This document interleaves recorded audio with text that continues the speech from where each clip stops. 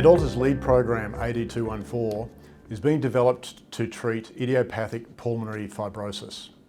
I'm delighted today to be joined by Bill van Nierop, one of the rare survivors of IPF, to tell us a little bit more about this debilitating disease and why new therapies are so desperately needed.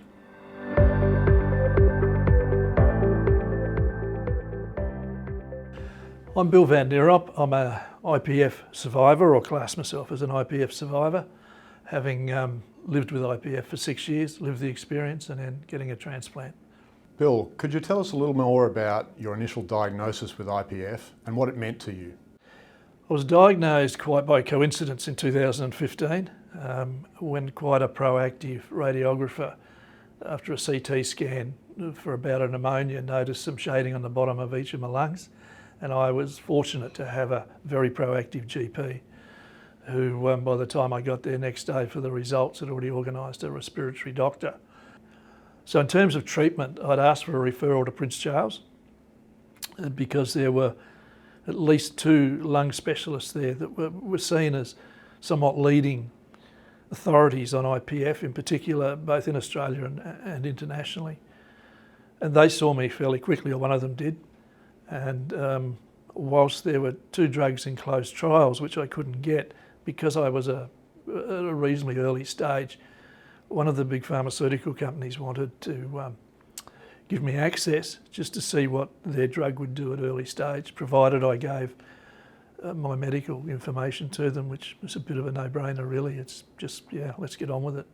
The interesting thing was that the first comments were about potential side effects.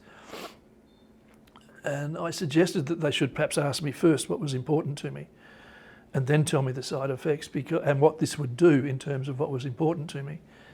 Because then I could determine what I'm prepared to live with. Bill, you've now walked 700 kilometres through central New South Wales. You've paddled the Murray River, you've paddled the Murrumbidgee River in a kayak. Why? What was important to you to do that? When I decided to take this out and speak about it quite openly, I decided that I needed to do something that would put me in contact with the community, but appear to be challenging enough to attract interest for sponsors. Because lung disease rates very lowly, any lung disease, in particular rare lung disease, and I hate that term, but I guess I can live with it, in terms of available funds for research. So it sits well down the list in development and potential cures for patients or hope for patients. So I actually went to my boss and said, I'm going to walk 700 k's around New South Wales, and he laughed and said, we'll come with you. And they helped and sponsored, and we set it up. I aligned with Lung Foundation to get to their members, and we set off in August 2017, and we did 700 k's in 15 days, 15 walking days, which is a marathon a day.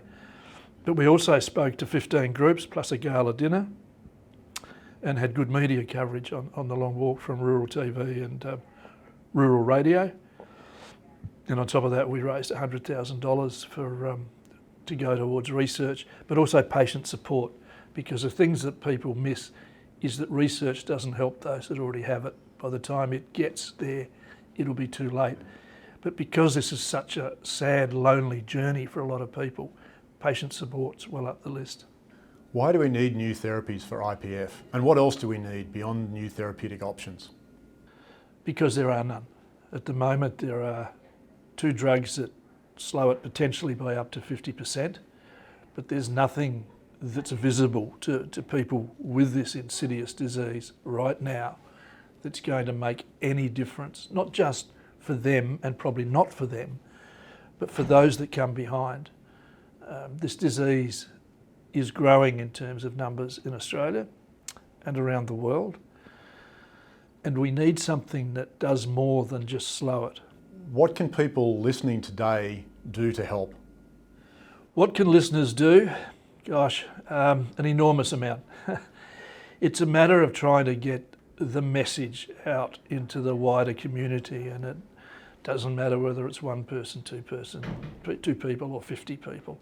That the more people that can start to talk down the myths and stigmas attached to lung disease in particular, and in this case idiopathic pulmonary fibrosis, is critical.